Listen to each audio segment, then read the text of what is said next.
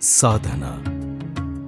मेराक events निर्मित साधना या मालिकेत मंदाताई आमटे यांच्या जीवनाचा आणि कार्याचा थोडासा का होईना आपण मागोवा घेत आहोत.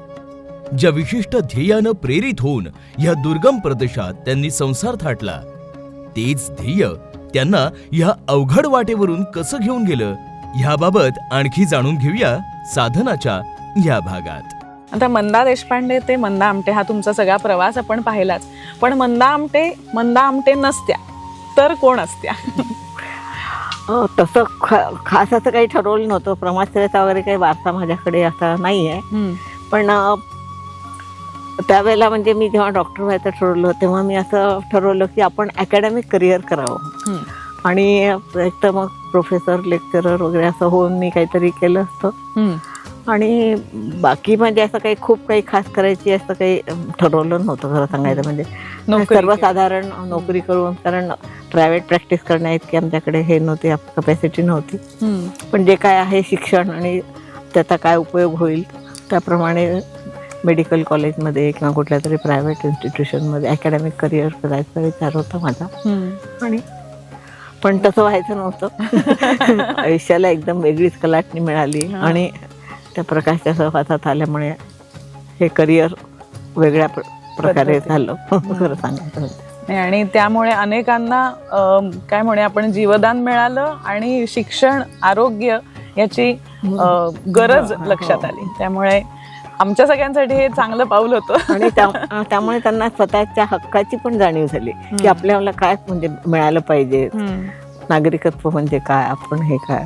अगदी जेव्हा पहिल्यांदा आम्ही आलो आणि पहिल्या वर्षी शाळेमध्ये आम्ही झेंडा फडकवायचा म्हणून 15 ऑगस्टला जेव्हा कार्यक्रम केला तेव्हा मुलांना विचारलं तर त्यांना काहीच माहीत नव्हतं. ते म्हणाले की एक फडकं लावतात, 15 ऑगस्ट म्हणजे काय, वरती एक फडकं लावतात म्हणे आणि गोड वाटतात काहीतरी खायला, एवढाच त्यांचा 15 ऑगस्टचा संबंध होता.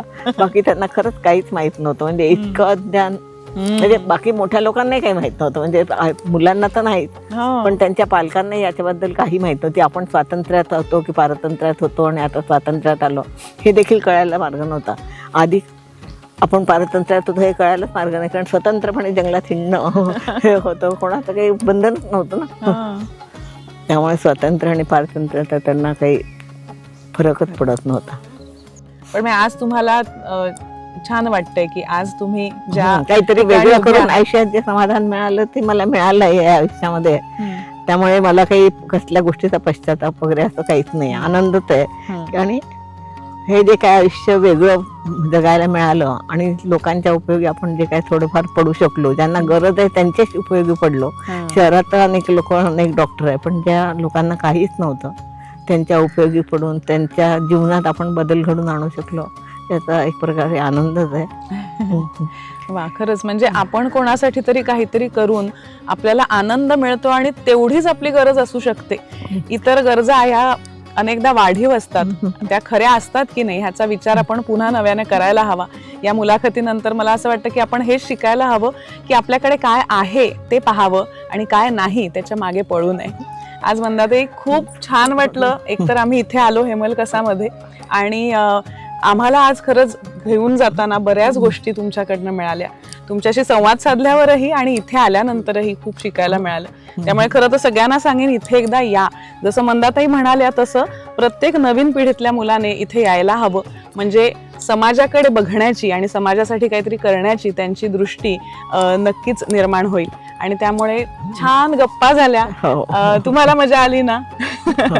पण तुम्ही एवढा वेळ दिला. सांगते की आमच्या ओळखीचे एक म्हणजे चांगले म्हणजे श्रीमंत लोक आहेत आणि हे 5-6 म्हणजे त्या फॅमिलीज आहेत त्या सगळ्या श्रीमंत आहेत, म्हणजे ज्या कोणी आहेत त्या.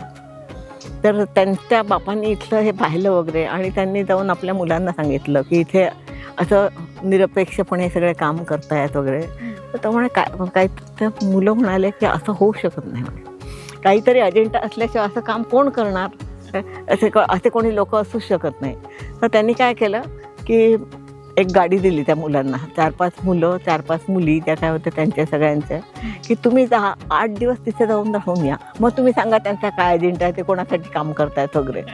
तर ती सगळी मुलं इथे आली, 8 दिवस राहिली, आमच्याबरोबर जेवली खावली सगळं. त्यांनी पाहायला, म्हणजे काम वगैरे काही नाही केलं, पण ते सगळं ऑब्झर्व करत होते. ते 4-5 दिवस राहिले आणि मग त्यांच्या लक्षात आलं की खरं त्यांचा काहीच अजेंडा नाही, नुसतंच कामं करतायत, आपलं लोकांचंच बघतायत सगळं, आणि म्हणजे अपेक्षा काही नाही आहे लोकांकडनं. तर मग त्यांना ते पटलं आणि मग त्यांनी आपल्या बाबाजवळ, खरंच असे लोक असतात अजेंडा नसलेले, लोकांसाठी काहीतरी करणारे, ते आम्हाला पटलं. ते म्हटलं फार चांगलं झालं, म्हणजे तुम्हालाही असं वाटेल की काहीतरी आपण हे थोडंसं करावं. मग निदान प्रत्येकाने खारीचा जाऊन- वाटा. नाही, प्रत्येकाने जाऊन जंगलातच बसला पाहिजे असं नाही. बऱ्याच ठिकाणी बऱ्याच गोष्टी आहेत की ज्या समाजासाठी खरंच आवश्यक आहे कोणीतरी करण्याची, त्या समाजाला पुढे आणण्याची, आणि असे जर थोडंसं जरी मदत केली तरी खूप चांगली गोष्ट आहे. खरंय. म्हणजे आपण अगदी सगळ्यांनी आपलं आहे ते आयुष्य सोडून येण्याची गरज नाही, पण अगदी खारीचा वाटा जरी उचलला तरी सुद्धा आपण काहीतरी चांगलं घडवण्यामध्ये मदत करू शकतो. मंदाताई, खूप बरं वाटलं आम्हाला, आणि तुमचे आशीर्वाद आमच्यावर राहू देत, आणि तुमच्याकडनं आम्हाला काहीतरी चांगलं करण्याची प्रेरणा आज नक्कीच मिळाली.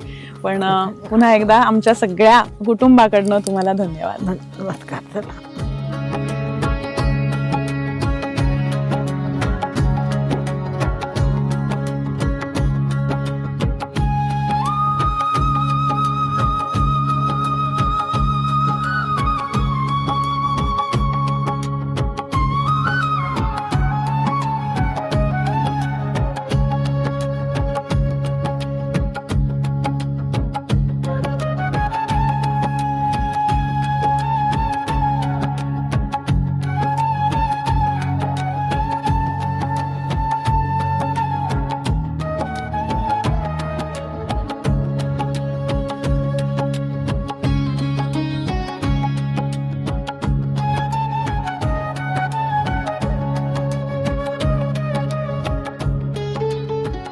सामान्यांना काट्याकुट्यांची वाटे, अशा वाटेवरचा प्रवास एखाद्यासाठी आनंद यात्रा कशी होऊ शकतो, ह्याचं हे प्रेरणादायी उदाहरण. मंदाताई आमट्यांचं आणि खरं तर सगळ्याच आमटे कुटुंबांचं कार्य आणि जीवन प्रवास हा अचंबित करणारा आहे. स्वतःच्याच कोशात गुरफटून संकुचित विचार करणाऱ्या आपल्यासारख्या सामान्यांना आपण समाजसेवेसाठी छोटंसं का होईना काहीतरी केलं पाहिजे याची जाणीव करून देणारी त्यांची ही साधना आहे.